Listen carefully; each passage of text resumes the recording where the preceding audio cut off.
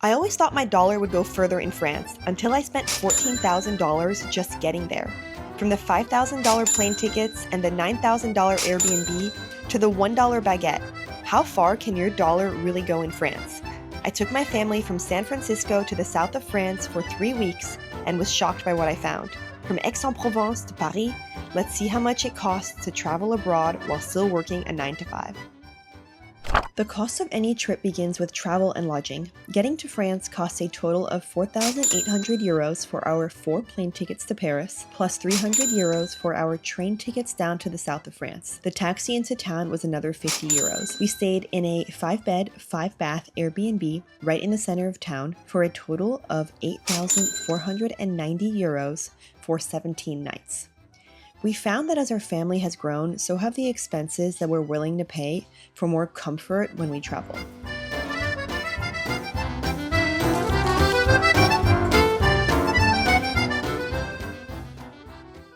We love coming to France because my family is French, and so I actually have a lot of family here. On this trip, I'm doing 1 week of vacation, and then the rest of the time is going to be working remotely. So I work in the afternoons until pretty late at night. Last week, it was about 2 to 3 a.m. every night.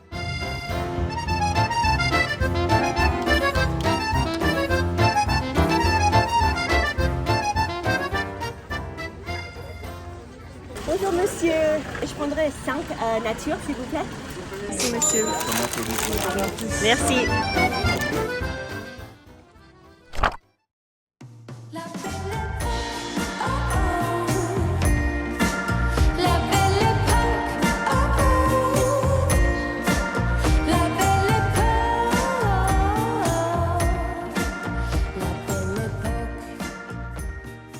Summer markets in Aix are daily around the city.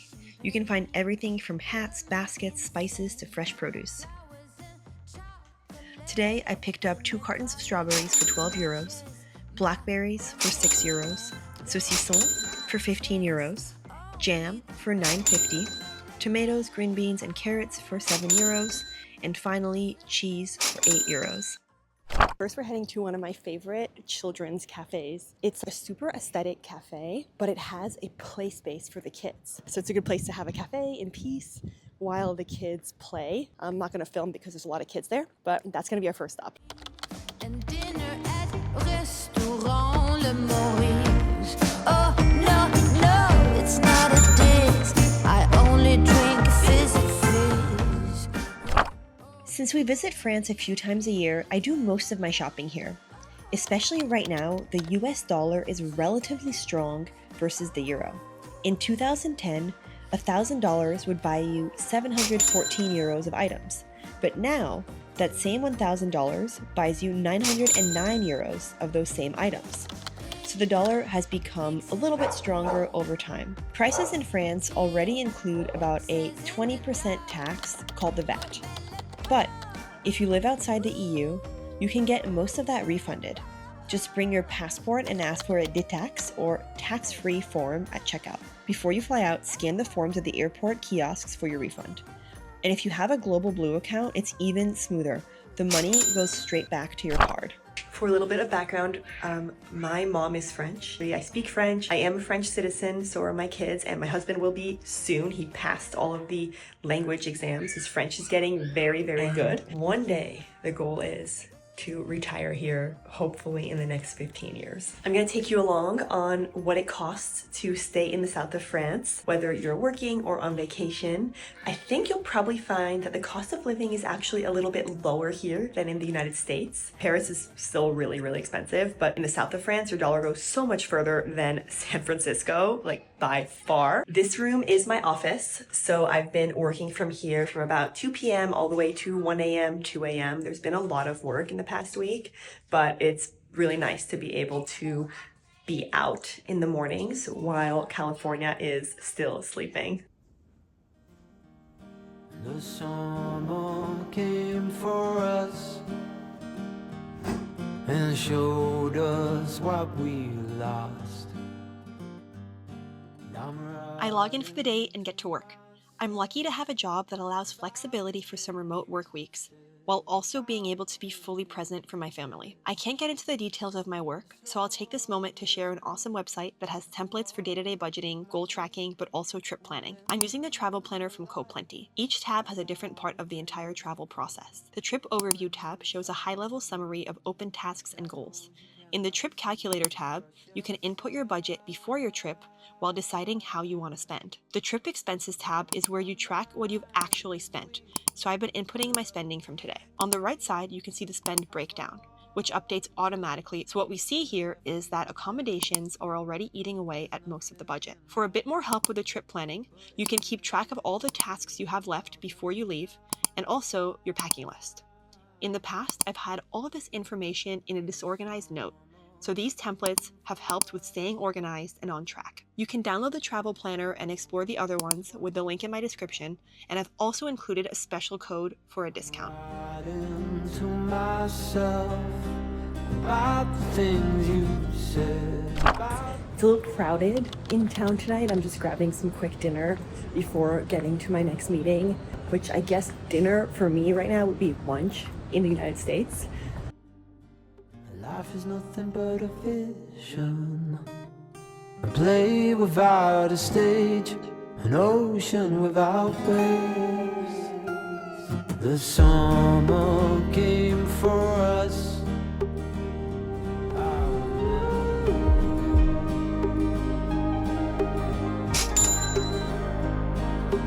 summer came for us.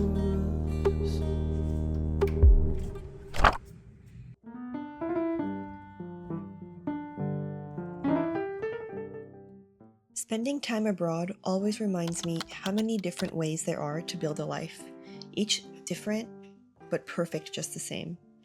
In my 20s, I was focused on keeping my head down and setting myself up financially for the future that I wanted. Then we had kids and everything slowed down a notch. Now that I finally have the freedom to design the life that I want, I find myself pulled between my busy corporate life in San Francisco versus more quiet days like these. I can't help wondering if maybe it's time to make another change. We are getting a super late start to the day today. I went for a run, but I wanted the kids to sleep in because they're still a little bit jet lagged. They're playing with grandma and grandpa right now. We've also been liking this Airbnb so much that we actually booked out the ground floor for next summer because the ground floor has a pool. And so we are already planning next summer's trip. In terms of Airbnbs, I believe this one is a little bit more on the pricier side. It is a 5-bed, 5-bath, and for 2.5 weeks, it goes for about $9,000. But technically with a 5-bed, 5-bath, you could split it between like 5 couples. And so at that point, the economics actually aren't too bad. We started the morning at the boulangerie. The baguettes here are €1.40 compared to $3.75 in a comparable bakery back in San Francisco. We got 2 baguettes and some other baked goods for a total of €8. Bonjour. Bonjour madame, je prendrais bien 2 baguettes s'il vous plaît. Nature ou céréales? Nature, un de chaque. Allez, un noix, un chèvre noir et un olive. Et 2 pains au chocolat. Alors,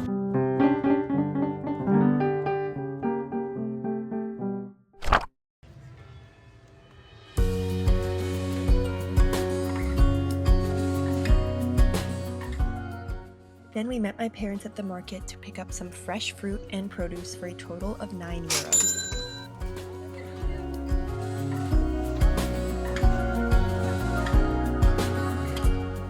First day that we were here, we got some strawberries, and my younger daughter had a little bit of a fit because the strawberries were so small. I had to explain to her that it's because they don't pump everything with chemicals here, and so you don't end up with those jumbo strawberries that just taste like water. The French are quite infamous for their long lunch breaks, and for good reason. Lunch is a pause in the busy day, a daily reset, not just a pit stop. This break fuels productivity, but also reminds us that life is way too short not to enjoy your lunch. Our lunch for 6 totaled €94. Since it's the weekend, we got to continue our reset with our favorite activity, sitting at the square with a drink while people watching as the kids play nearby.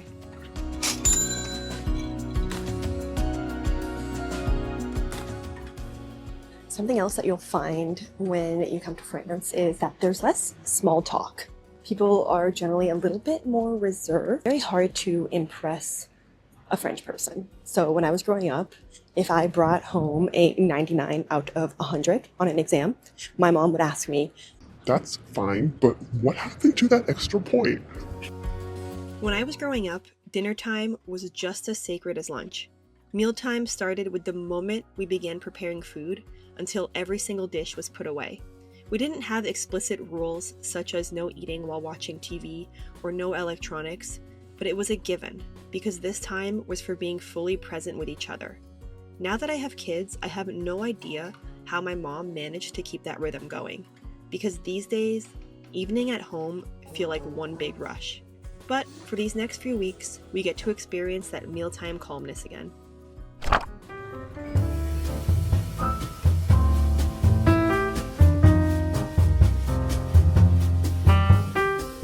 The fridges here are quite small, and so I just end up going to the supermarket around the corner probably about once a day to pick up our items for that day. That's just a thing in France. Everything is a little bit smaller, and so you just have to adjust based on those circumstances.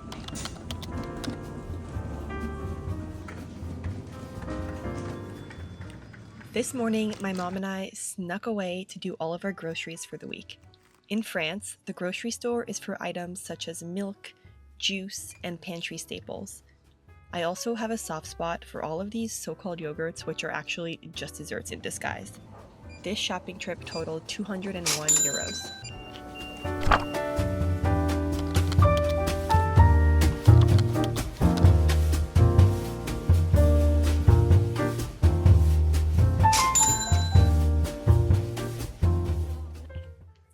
We are heading over to the Cézanne exhibit at the city's biggest museum. This year they put together art from all over the world to celebrate Cézanne, who lived in Aix and had his studio in Aix. He is one of the founders of post-impressionism and probably one of the famous painters from France. And so this year, to celebrate him, they literally brought art from all over the world and they put it all together in this museum. So we're gonna check that out this afternoon. In its first month, the Cézanne exhibit pulled over 100,000 visitors. This style isn't really my vibe, but it's beautiful in a kind of somber, existential dread kind of way. Every painting feels calm, but also emotionally heavy, as if covered by a layer of sadness. This isn't the kind of art you go to for a mood booster, but it definitely makes you feel something. Last stop of the evening was some cheeses and wine. That smell that hits the moment you walk into a fromagerie is positively potent, unless you don't like cheese. Most cheese in France is not pasteurized, and the only reason this matters to me is because of this. Only hard-aged cheeses are allowed through customs back to the US. If you want to bring some cheese home, ask to have it vacuum sealed and then keep your receipts.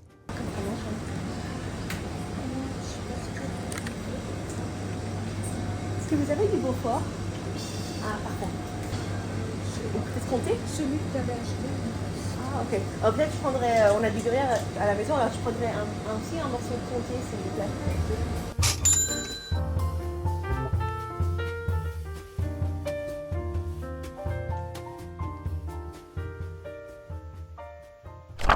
That concludes our weekend in Aix-en-Provence. The total spend was 14,674 euros, with the majority coming from our flights and our accommodations. If we lived here full-time, we definitely would not be eating out as much, so these prices are more aligned with splurging on a vacation rather than living usual life. Stick around for next week in Aix and the week after for a trip to Paris. À la prochaine! Chocolate in the color that